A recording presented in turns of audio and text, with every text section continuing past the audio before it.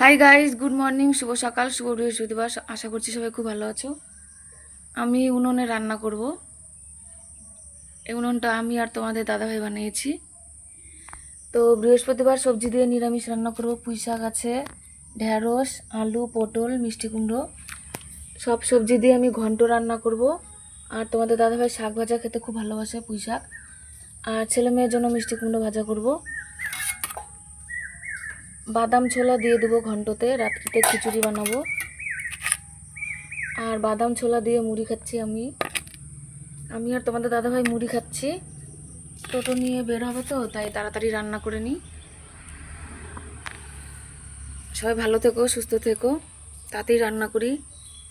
মেয়েও স্কুলে যাবে আর তোমাদের দাদাভাইও টোটো নিয়ে বের হবে। তো সবাই ভালো থেকো, সুস্থ থেকো।